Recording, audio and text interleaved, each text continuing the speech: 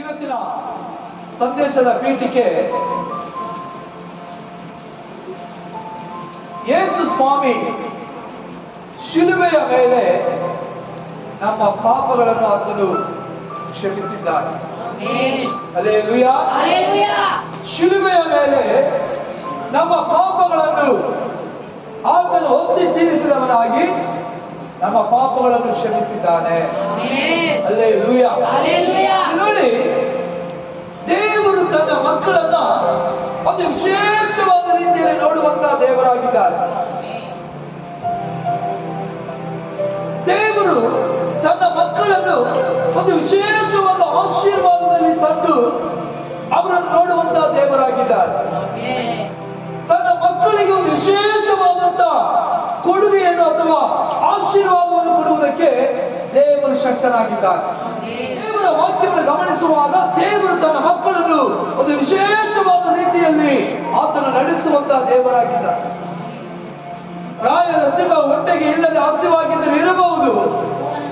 ಯೆಹೋವನ ಸನ್ನಿಧಿಯಲ್ಲಿ ಬೇಡಿಕೊಳ್ಳುವವರಿಗೆ, ಯೆಹೋವನ ಸನ್ನಿಧಿಯಲ್ಲಿ ಕಾದಿರುವವರಿಗೆ, ಯೆಹೋವನ ಸನ್ನಿಧಿಯಲ್ಲಿ ಆತನನ್ನು ಆಶ್ರಯಿಸಿಕೊಂಡವರಿಗೆ ಯಾವ ಬೇಡಿಕೆ ಕಡಿಮೆ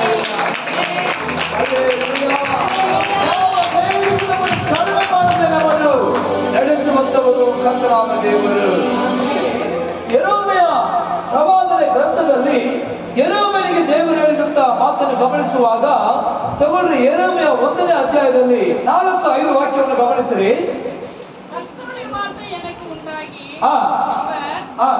நான் உன்னை தாயின் வயிற்றில் உருவாகுவதற்கு முன்பே. ಹಲ್ಲೆಲೂಯಾ. ಒಂದು ವಾಕ್ಯನ ಯೆಹೋವನು ಈ ವಾಕ್ಯವನ್ನು ನನಗೆ ದಯಪಾಲಿಸಿದನು. ಯೆರೆಮೀಯ ಹೇಳ್ತಾನೆ, ದೇವರು ನನಗೆ ಈ ವಾಕ್ಯವನ್ನು ದಯಪಾಲಿಸಿದ್ದಾನೆ. ನನ್ನ ಬಳಿಯಲ್ಲಿ ದೇವರು ಮಾತಾಡ್ತಾ ಇದ್ದಾನೆ. ಯಾವ ರೀತಿ? ನಾನು ನಿನ್ನನ್ನು ಗರ್ಭದಲ್ಲಿ ರೂಪಿಸುವುದಕ್ಕೆ ಮುಂಚೆ, ನಿನ್ನ ತಾಯಿಯ ಗರ್ಭದಲ್ಲಿ ರೂಪಿಸುವುದಕ್ಕೆ ಮುಂಚಿತವಾಗಿಯೇ ತಿಳಿದಿದ್ದೇನು. ಹಲ್ಲೆಲೂಯಾ. ಮುಂಚಿತವಾಗಿಯೇ ನಿನ್ನನ್ನು ನಾನು ತಿಳಿದಿದ್ದೇನೆ.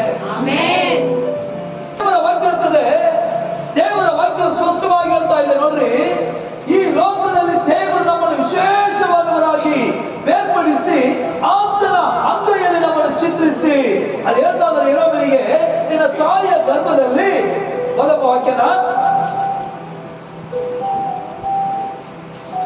ನಾನು ನಿನ್ನನ್ನು ಗರ್ಭದಲ್ಲಿ ರೂಪಿಸುವುದಕ್ಕಿಂತ ಮುಂಚೆ, ಗರ್ಭದಲ್ಲಿ ರೂಪಿಸುವುದಕ್ಕೆ ಮುಂಚೆ ನಿನ್ನನ್ನು ತಿಳಿದಿದ್ದೇನು. ನಾನು ನಿನ್ನನ್ನು ತಿಳಿದುಕೊಂಡಿದ್ದೇನೆ. ದೇವರು ನಮ್ಮನ್ನ ತಾಯಿಯ ಗರ್ಭದಲ್ಲಿ ಸೃಷ್ಟಿಯಾಗುವುದಕ್ಕೆ ಮುಂಚಿತವಾಗಿಯೇ ಆತನು ನಮ್ಮನ್ನು ತಿಳಿದುಕೊಂಡಿರುವಂತಹ ದೇವರಾಗಿದ್ದಾನೆ. ಇವತ್ತು ನಾವು ಯಾರು ಎಂಬುದು ನಮಗೆ ಗೊತ್ತಿಲ್ಲ. ಹಲ್ಲೆಲೂಯಾ. ನಾವು ಯಾರು ಎಂಬುದು ದೇವರಿಗೆ ಗೊತ್ತು. ನಾವು ಎಂತವರು ಎಂಬುದಾಗಿ ನಮಗೆ ಗೊತ್ತಿಲ್ಲ. ನಾವು ಕ್ಷಣಕ್ಕೊಂದು ಬದಲಾವಣೆ, ಕ್ಷಣಕ್ಕೊಂದು ಮಾತು, ಕ್ಷಣಕ್ಕೊಂದು ಕಾರ್ಯಗಳು, ಕ್ಷಣಕ್ಕೊಂದು ವೇಷಭೂಷಣ, ಕ್ಷಣಕ್ಕೊಂದು ಮಾತುಗಳು ನಮ್ಮನ್ನು ನಾವೇ ನಂಬೋದಿಕ್ಕೆ ಆಗ್ತಾ ಇಲ್ಲ. ಆದ್ರೆ ನಮ್ಮನ್ನು ನಮ್ಮ ಸೃಷ್ಟಿಕರ್ತನಾದ ದೇವರು ನಮ್ಮನ್ನು ಚೆನ್ನಾಗಿ ಬಲ್ಲವನಾಗಿದ್ದಾನೆ. ಯಾಜಕ ಕಂಡ, ವಿಮೋಚನ ಕಂಡಲ್ಲ, ಯಾಜಕ ಕಂಡ ಪಕ್ಕದಲ್ಲಿ 20ನೇ ಅಧ್ಯಾಯ 26ನೇ ವಾಕ್ಯ ಓದಿ. ಯೆಹೋವನೆಂಬ ನಾನು ಪರಿಶುದ್ಧನಾಗಿದ್ದೇನೆ, ಯೆಹೋವನೆಂಬಂತ ನಾನು ಪರಿಶುದ್ಧನಾಗಿದ್ದೇನೆ, ಮತ್ತು ನೀವು ನನ್ನ ಜನರಾಗಿರುವಂತೆ, ನಿಮ್ಮನ್ನು ಇತರರ ಜನಾಂಗಗಳಿಂದ ನಾನು ಏನ್ ಮಾಡಿದ್ದೇನೆ? ಪ್ರತ್ಯೇಕಿಸಿದ್ದೇನೆ. ಆದುದರಿಂದ ನೀವು ನನಗೆ ಮೀಸಲಾಗಿರಬೇಕು. ತಮಿಳ ವಾಸಿಗೆ ವಸನತೆ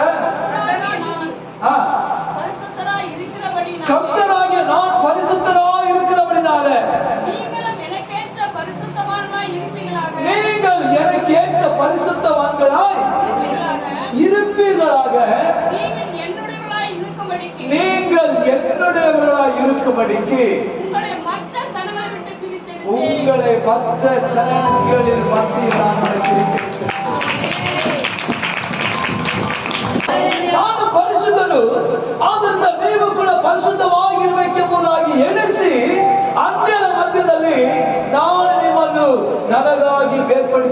ಹೊಂದಿದ್ದೇನೆ. ಆಮೆನ್. ನಮ್ಮ ಕರ್ತನಾದ ಯೇಸು ಕ್ರಿಸ್ತನು ಅನ್ಯ ಜನರ ಮಧ್ಯದಲ್ಲಿ ನಾವು ಯಾರು ಎಂಬುದನ್ನು, ಅವರಿಗೆ ಇಷ್ಟಪಟ್ಟವರನ್ನು, ಅವರಿಗೆ ಬೇಕಾದವರನ್ನು ದೇವರು ಅವರಿಂದ ನಮ್ಮನ್ನು ಬೇರ್ಪಡಿಸಿ ನಮ್ಮನ್ನು ಆರಿಸಿಕೊಂಡಿದ್ದಾರೆ. ಆಮೆನ್.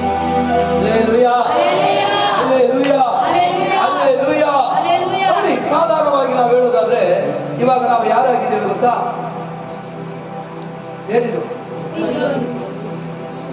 ಏನಿದು ಕಣ್ ಕಾಣಿಸ್ತಾ ಇದೆಯಾ? ಏನಿದು? ಎಲ್ಲ ಇದ್ದಿದ್ದು ಹೋಗ್ತೀರಾ? ಹ? ಇದೇನಿದು? ಇದು ಹೇಗಿದೆ?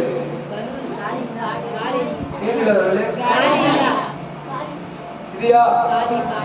ಈಗ ನಾವು ಈ ರೀತಿಯಾಗಿ ಲೋಕದಲ್ಲಿ ಇದ್ದು ಏನು ಇಲ್ಲದವರಾಗಿ, ಒಳಗಡೆ ಗಾಳಿನೂ ಇಲ್ಲ, ಯಾವ ಅರ್ಧ ಚಂದನೂ ಇಲ್ಲ, ಸುಮ್ಮನೆ ಒಣಗೋಗ್ತಾರ ಇದೆ.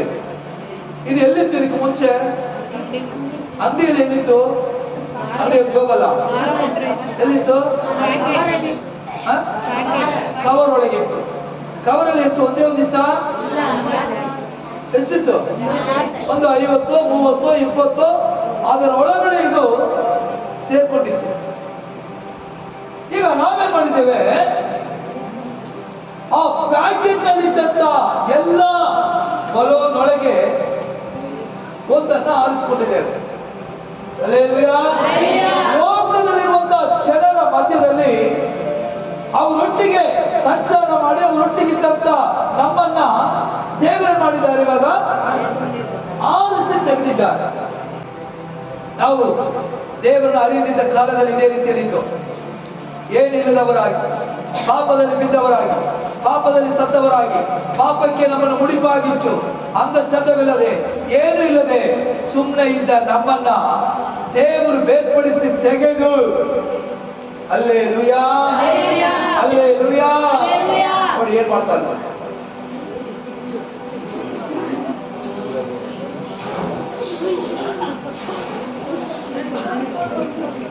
Hallelujah, hallelujah.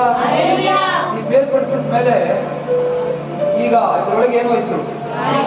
ಗಾಳಿ ಹೋದ್ಮೇಲೆ ಇದು ಯಾವ ರೀತಿ ಮಾಡ್ತಾ ಇದೆ? ಸುಂದರವಾಗಿ ಒಂದು ಆಕಾರವಾಗಿ ಮಾಡ್ತಾ ಇದೆ. ಹಲ್ಲೆಲೂಯಾ. ಈಗ ಇದ್ರೊಳಗೆ ಯಾರು ಏನಿದೆ? ಇದ್ರೊಳಗೆ ಏನಿದೆ? ಹಲ್ಲೆಲೂಯಾ. ಗಾಳಿ ಇದೆ ಅನ್ನೋರು ಮಾತ್ರ ಜೋರಾಗಿ ಒಂದು ಹಲ್ಲೆಲೂಯಾ ಹೇಳ್ರಿ. ಇದ್ರೊಳಗೆ ಏನಿದೆ? ಏನೂ ಇಲ್ಲದ ಒಂದು ಬಲೂನ್, ಏನಕ್ಕೂ ಪ್ರಯೋಜನವಿಲ್ಲದ, ಯಾರು ಅದನ್ನ ಮುಟ್ಟದಿರುವಂತಹ ಒಂದು ಪ್ಯಾಕೆಟ್ ಅಲ್ಲಿ ಇದ್ದಂತ ಒಂದು ಬಲೂನ್ ಅನ್ನು ನಾವು ಆರಿಸಿಕೊಂಡು ತೆಗೆದು ಅದನ್ನು ಗಾಳಿಯಲ್ಲಿ ಊದಿಸಿ ಒಂದು ಆಕಾರವನ್ನು ಕೊಟ್ಟಿದ್ದೇವೆ. ಹಲ್ಲೆಲೂಯಾ. ನಿಮ್ಮನ್ನು ಬೇರ್ಪಡಿಸಿದ ದೇವರು ನಿಮ್ಮೊಳಗೆ ಪವಿತ್ರಾತ್ಮವನ್ನು ದೇವರು ಕಳಿಸಿದ್ದಾರೆ. ಆಮೆನ್. ಹೌದನ್ನು ಮಾತ್ರ ಜೋರಾಗಿ ಹೇಳ್ರಿ. ಹಲ್ಲೆಲೂಯಾ. ಇವಾಗ ಇದಕ್ಕೆ ಗಾಳಿಯನ್ನು ಊದಿ ಏನ್ ಮಾಡಿದ್ದೇವೆ? ಗಾಳಿ ಇದೆ ಒಳಗಡೆ. ಈಗ ಗಾಳಿ ಬರೋಕ್ ಮುಂಚೆ ಹೆಂಗಿತ್ತು? ಮುಂಚೆ ಹೆಂಗಿತ್ತು? ಆ ಗಾಳಿ ಇಳಿದಿರೋ ಬಲೂನ್ ಎಲ್ಲರೂ ಕಟ್ತೀರಾ? ಕಟ್ತೀರಾ? ಗಾಳಿ ಇರೋ ಬಲೂನ್ ಕಟ್ಟಿದ್ರೆ ಏನಾಗುತ್ತೆ? ಚೆನ್ನಾಗಿ ಕಾಣ. ಇವಾಗ ಇದನ್ನ ಊದಿ ಬಿಸಾಕ್ಬಿಡ್ತೀವಾ? ಏನ್ ಮಾಡ್ತೇವೆ? ಅಲ್ಲಿ ಎಲ್ಲಾದ್ರೂ ಕಟ್ತೇವೆ. ಕಟ್ಟುವಾಗ ಎಲ್ಲರೂ ಕಣ್ಣು ಮುಚ್ಕೊಂಡಿರ್ತದ? ಎಲ್ಲರೂ ಕಣ್ಣು ಯಾರ ಮೇಲೆ ಇರ್ತದೆ? ಚೆನ್ನಾಗಿ ಗಮನಿಸ್ರಿ. ಈಗ ದೇವರು ನಮ್ಮನ್ನ ಬೇರ್ಪಡಿಸಿ ತನ್ನ ಆತ್ಮದಿಂದ ತುಂಬಿಸಿ ನಮ್ಮನ್ನ ಉನ್ನತ ಸ್ಥಾನದಲ್ಲಿ ನಿಲ್ಲಿಸುವಾಗ ಎಲ್ಲರ ಕಣ್ಣುಗಳು ನಮ್ಮ ಮೇಲೆ ಕಾಣುವ ರೀತಿಯಲ್ಲಿ ದೇವರು ವಿಶೇಷವಾಗಿ ನಮ್ಮನ್ನು ಹಲ್ಲೆಲೂಯಾ, ಹಲ್ಲೆಲೂಯಾ. ಇದು ಗಾಳಿ ಹೋಗುವುದಕ್ಕೆ ಮುಂಚೆ ಆಗಿತ್ತು ಅಂದ ಚಂದ ಇಲ್ಲದೆ, ಆಕಾರವಿಲ್ಲದೆ, ಏನು ಇಲ್ಲದೆ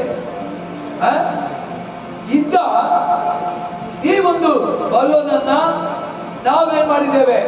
ಆರಿಸಿ ತೆಗೆದುಕೊಂಡು ಅದರೊಳಗೆ ನಮ್ಮ ಗಾಳಿಯನ್ನ ಊದಿಸಿ ಅದಕ್ಕೊಂದು ಆಕಾರವನ್ನು ಕೊಟ್ಟು, ಆಕಾರ ಕೊಟ್ಟು ಮಾತ್ರಕ್ಕೆ ಅದನ್ನು ಬಿಸಾಡಿಲ್ಲ, ಅದನ್ನ ಒಂದು ಸ್ಥಳದಲ್ಲಿ ಇಡುವಾಗ ಎಲ್ಲರ ಕಣ್ಣು ಆ ಅಂದ ಚಂದವಾದಂತಹ ಬಲೂನ್ ಅನ್ನು ಕಾಣುವ ರೀತಿಯಲ್ಲಿ ಹಲ್ಲೆಲೂಯಾ ನಾವೇ ಮಾಡುವುದೇ ಆದರೆ ಯಾವುದಕ್ಕೂ ಪ್ರಯೋಜನವಿಲ್ಲದ ನಮ್ಮನ್ನು ಅನ್ಯರ ಮಧ್ಯದಲ್ಲಿ ದೇವರು ಆರಿಸಿಕೊಂಡು ಅವರ ಆತ್ಮವನ್ನು ನಮ್ಮೊಳಗೆ ತಂದು ಅವರು ನಮಗಾಗಿ ಸುರಿಸಲ್ಪಟ್ಟ ರಕ್ತದಿಂದ, ನಮಗಾಗಿ ಸುರಿಸಲ್ಪಟ್ಟ, ನಮಗಾಗಿ ಕೊಟ್ಟ ಜೀವದಿಂದ ದೇವರು ಇವತ್ತು ನಮ್ಮನ್ನು ಲೋಕದಿಂದ ಬೇರ್ಪಡಿಸಿ ಕರ್ತನು ನಮ್ಮನ್ನು ತೆಗೆದು ನಮ್ಮನ್ನು ಪವಿತ್ರಾತ್ಮ ಭರಿತರಾಗಿ ಮಾಡಿ ಈಗ ಎಲ್ಲಿ ನಿಲ್ಲಿಸಿದ್ದಾರೆ?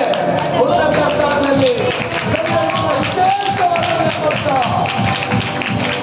ಎತ್ತರವನ್ನು ಕೊಟ್ಟು ದೇವರು ನಮ್ಮನ್ನ ಎಲ್ಲರ ಕಣ್ಣು ಕಾಣುವ ರೀತಿಯಲ್ಲಿ ಮಾಡಿದ್ದಾರೆ.